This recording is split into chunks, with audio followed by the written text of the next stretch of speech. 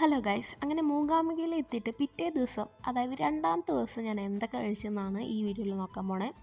അപ്പോൾ ഫസ്റ്റ് തന്നെ ഞാനൊരു കാപ്പിയാണ് കുടിച്ചത്. ഞങ്ങൾ അമ്പലത്തിൽ പോയി തൊഴുത് വന്നിട്ട് പിന്നെ ഒരു കാലിച്ചായ കുടിക്കാൻ വെച്ചു. അപ്പോൾ ഒരു കാപ്പി, പിന്നെ ഈ ഉഴുന്നവടയും കഴിച്ചു. സാധാരണ ഉഴുന്നവട ഒന്നും എനിക്ക് അത്ര ഇഷ്ടമല്ല, പക്ഷേ ഇത് നല്ല ടേസ്റ്റ് ഉണ്ട്. നല്ല ക്രിസ്പി ആയിട്ട് പിന്നെ ഉള്ളിൽ നല്ല സോഫ്റ്റ് ആയിരുന്നു. പിന്നെ അവിടുത്തെ ചട്നീനെക്കാട്ടും എനിക്ക് ഇഷ്ടമായത് സാമ്പാറായിരുന്നു. നല്ലൊരു ടേസ്റ്റ് ഒക്കെ ഉണ്ടായിരുന്നു. അതൊക്കെ കഴിഞ്ഞ് പിന്നെ ഞങ്ങൾ പോയത് ഉടുപ്പിയിലെ ഒരു ശ്രീകൃഷ്ണ അമ്പലത്തിലായിരുന്നു. രാവിലെ വെറും കാലിച്ചായല്ലേ കുടിച്ചിട്ടുള്ളൂ.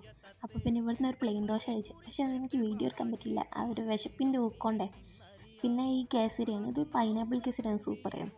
പിന്നെ നമ്മളുടെ സ്ഥിരം കാപ്പി. അത് കഴിഞ്ഞ് ഞങ്ങൾ പുറത്തേക്ക് ഇറങ്ങിയപ്പോഴാണ് ഇങ്ങനത്തെ കുറച്ച് സാധനങ്ങളൊക്കെ കണ്ട്. അപ്പം ഇതിലെ സമൂസ ഒന്ന് ട്രൈ ചെയ്ത് നോക്കാം. ഉടുപ്പിത്തെ സമൂസ നമ്മളൊന്ന് കഴിച്ച് നോക്കാം. അപ്പം വലിയ കുഴപ്പമൊന്നുമില്ലെന്ന്, എനിക്ക് വലിയ ഇഷ്ടമായില്ല. നമ്മളെ നാട്ടിലത്തെ സമൂസേൻ്റെ അത്ര ഒന്നുമില്ല. അങ്ങനെ ഞങ്ങൾ മാംഗ്ലൂരിലെത്തി, ട്രെയിനിൽ കയറുകയാണ്. അപ്പം അവിടെ നിന്ന് തന്നെ ഒരു ബിരിയാണി ഓർഡർ ചെയ്തിട്ടുണ്ട്. ഒരു കേരള റെസ്റ്റോറൻറ്റ് തന്നെയായിരുന്നു. ബിരിയാണി കുഴപ്പമൊന്നുമില്ല, നല്ല ടേസ്റ്റിനായിരുന്നു. പിന്നെ വന്നിട്ട് ഈ സാധനമാണ് കഴിച്ചത്. ഇതിൻ്റെ പേര് പൊരിയപ്പം എന്നാണ്. ഒരു തേങ്ങ കൊണ്ടൊക്കെ ഉണ്ടാക്കിയൊരു സാധനം. ട്രെയിനിലിങ്ങനെ കണ്ടപ്പോൾ വാങ്ങിയതാണ്.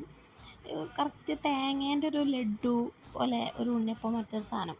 പിന്നെ നമ്മൾ കാപ്പി ഇല്ലാത്തൊരു ട്രെയിൻ യാത്ര ഇല്ല. പിന്നെ നമ്മൾ അതിൻ്റെ കൂടെ ബ്രെഡും ജാമും കൂട്ടി കഴിച്ചു. അത് കഴിഞ്ഞ് വീട്ടിലെത്തിയിട്ട് ഉച്ചത്തെ ബിരിയാണി കുറച്ച് ബാക്കിയുണ്ടായിരുന്നു. അപ്പോൾ ഞാൻ അതും കൂട്ടി രാത്രിത്തെ ഫുഡാണ് എടുത്തത്. അപ്പോൾ ഓക്കെ, ബൈ.